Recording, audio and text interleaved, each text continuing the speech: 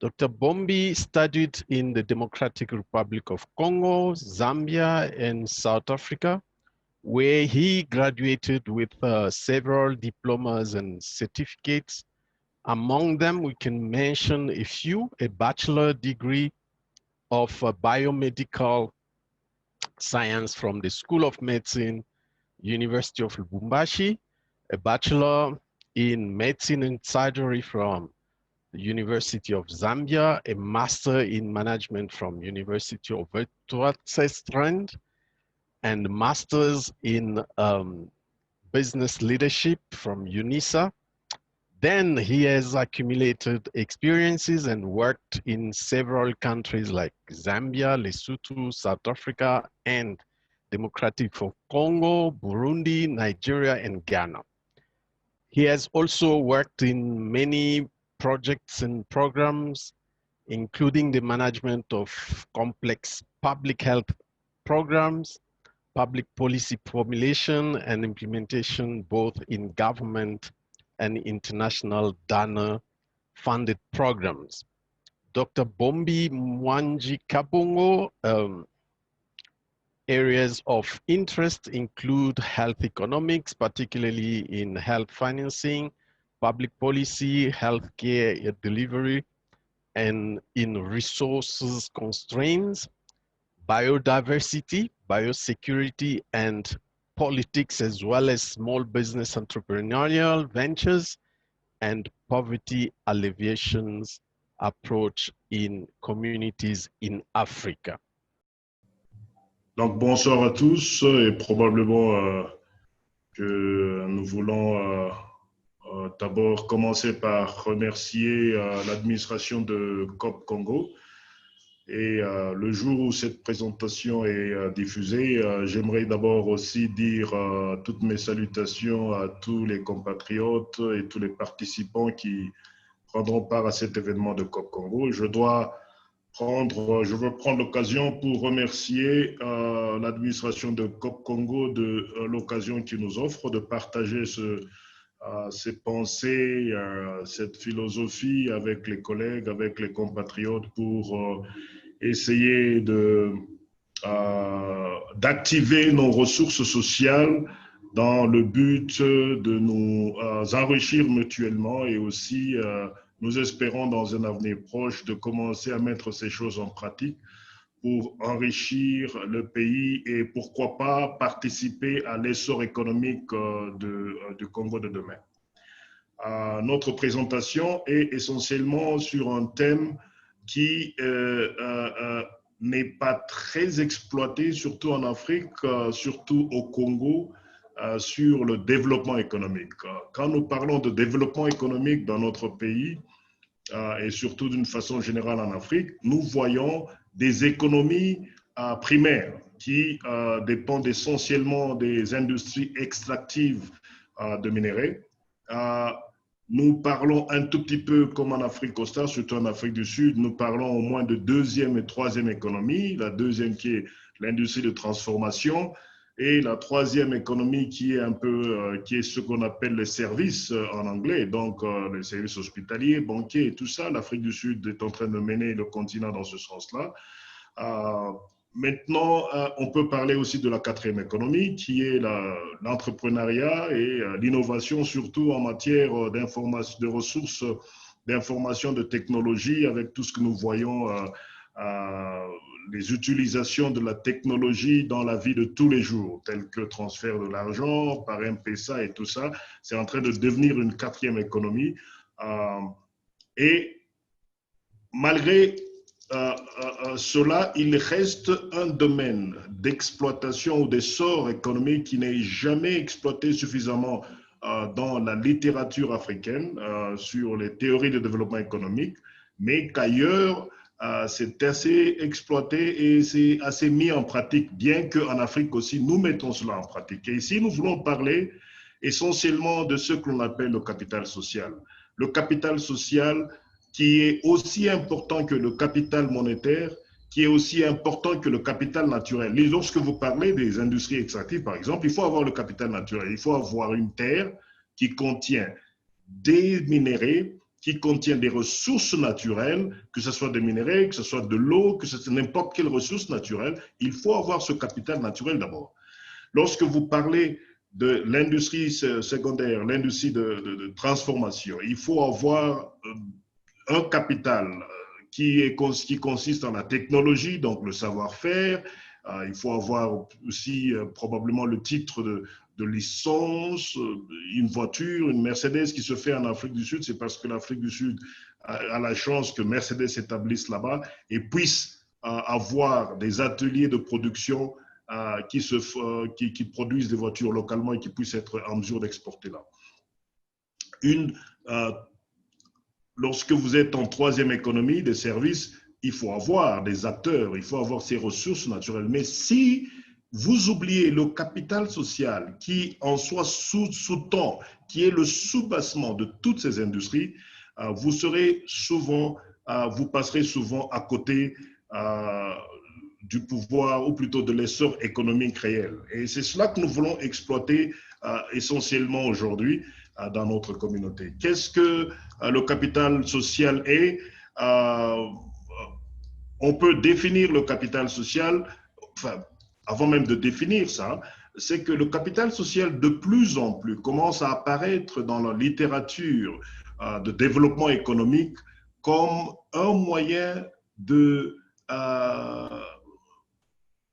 d'essor des communautés, de développement des communautés, d'enrichissement des communautés, et qui a des impacts sur la politique d'insertion et de cohésion des communautés, et qui a un reflet sur le développement non seulement des communautés, mais lorsque vous prenez l'association des communautés, vous arrivez à faire une grande nation, vous arrivez à faire une plus grande communauté, donc une nation, un pays qui est en soi juste une accumulation de petites communautés.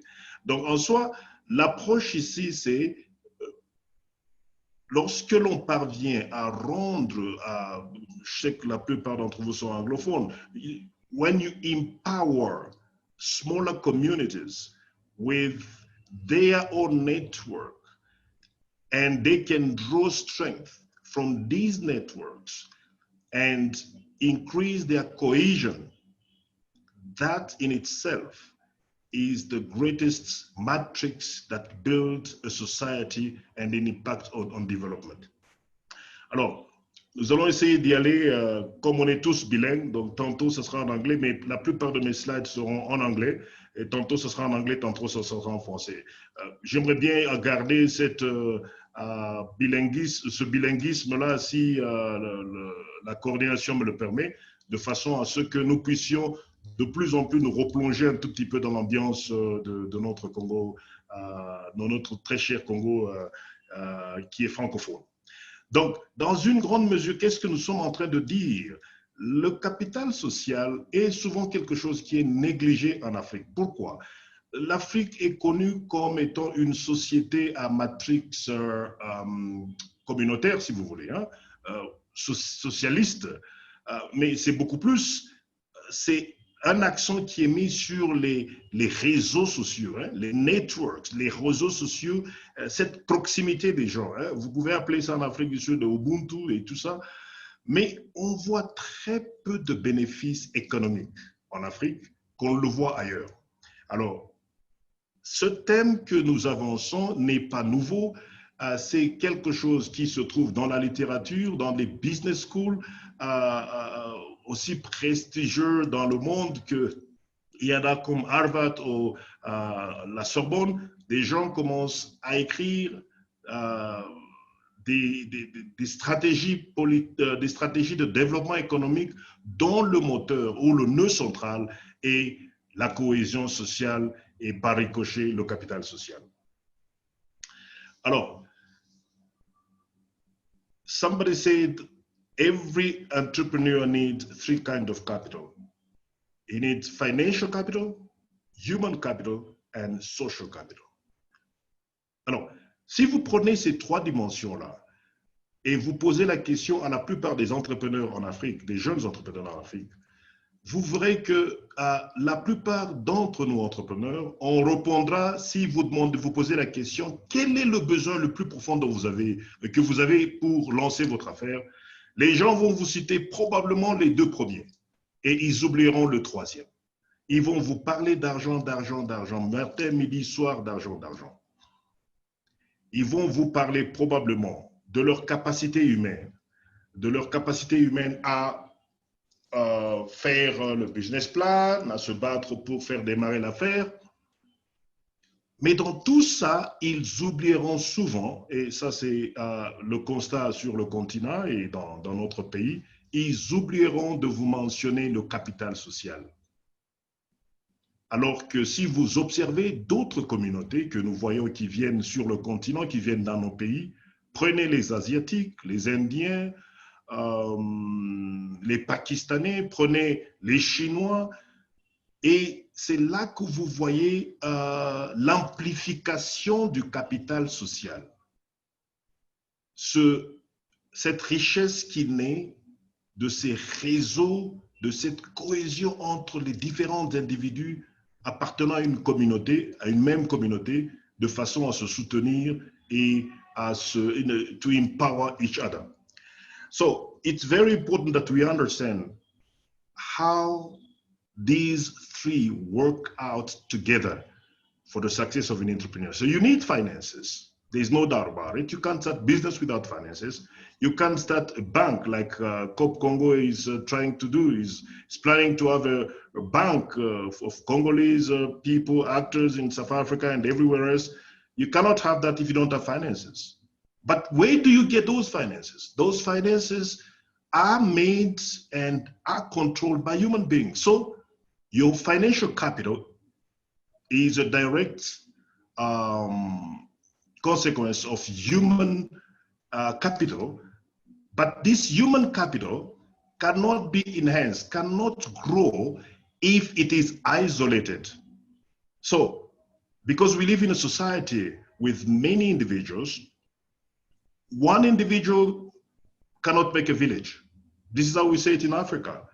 Now, when the 10 of us come together to make up a village, we are beginning to build some form of capital that will be a sort of a multiplication of individual members of that community, individual members' capital. So we put together our strength, we put together our positives in order to protect our negatives, we put together our credits in order to mitigate our liabilities, and this is what constitutes a capital at a community level.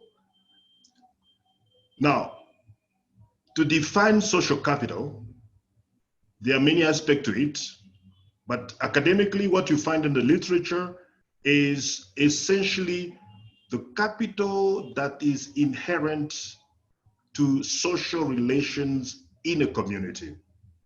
You see, this is what comes from trust and norms and networks within a group of individuals, all right? So you would hear a lot about some communities in the world developing far, better and stronger than other communities. The main difference between different ethnic groups in the world and different communities in the world, the main difference with regard to their economic or their collective economic strength is on their ability to tap into the capital of their community, into their social capital. So you have groups that come together through interpersonal relationships.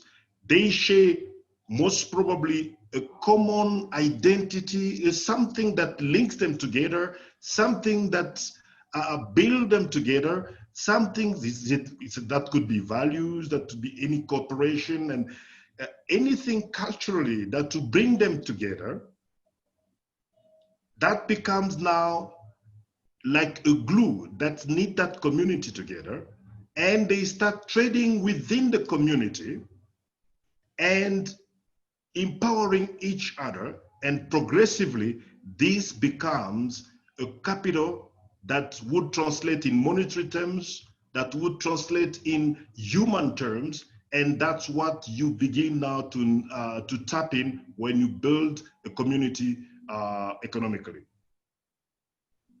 Now, this process, as I've just been explaining, would have three major components with it. The three major components would be, first of all, there is a bondage, a common identity between members of this, of such a community. Could it be cultural bonds? Could it be religious bonds? So, especially in Congolese community, we do practice most of these things, but we appear very strong in very small groups. We are very fond, okay, not very fond necessarily, but Congolese communities tend to develop a lot around churches, right? And that could still be a unit of analysis. Then, so long as people identify around a common identity mechanism or identity theme or identity feature, then they will be able to build bridges between themselves. Then this community, through linkages between the different members and the outside of the community, would begin to sort of form or would begin to trace networks on how wealth can spread between the different members of the community. I'm sure most of us must have heard of stories about Jews, how Jews are strong and wealthy. But you know what? If you follow the news, you would find that for those of us who are in some Christian circles, there are some ministries that cater for Jews that still ask for donation up to today, about $100 or $200 or $300 to help some Jews leave Russia into Jerusalem, into Israel. Now, the first time I heard about it, my question was, but Jews are very rich people. Why are they asking for donations? See, why? Because we have been sold the message that this is a strong and wealthy community, but we never know that among themselves, there are people that are in great need. But they are able to maximize on the capital that is within the community. So a Jew, it is a popular saying that a Jew would go 1,000 miles to go and buy an item from a fellow Jew than buying it from somebody else that is not of his community. So when we have bonds that bring people together, and through that we begin to build bridges among different members of this community and linking that with what we have within and without that community, this is the time that we begin now to enhance and we begin to increase the social capital that now would have some economic impact in the development of a community. So technically, we have two types of society when you look at what a community is and the outside of a community and the relationship that you have between different communities and say the public sphere. It is important to notice in the slide that I'm showing you now that when you have closed communities that are delinked from the public sphere, you still have a way for these communities to survive. And the only way these communities can survive is through the three mechanisms that we've explained in the previous slide. That is, if they have stronger bonds among themselves, stronger ties, and if they have been able to build bridges, and bridges are just relationships across the groups, across the different members of the community. And if they have been able to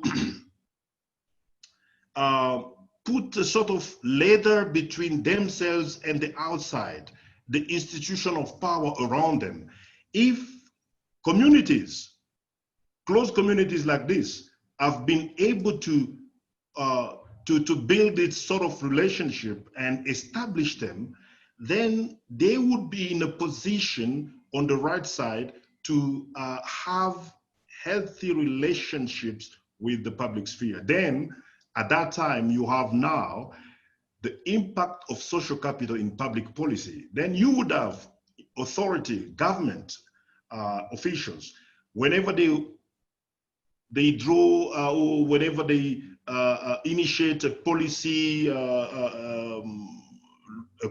move. Let's say they want to make a law on a certain things or certain aspect of social life.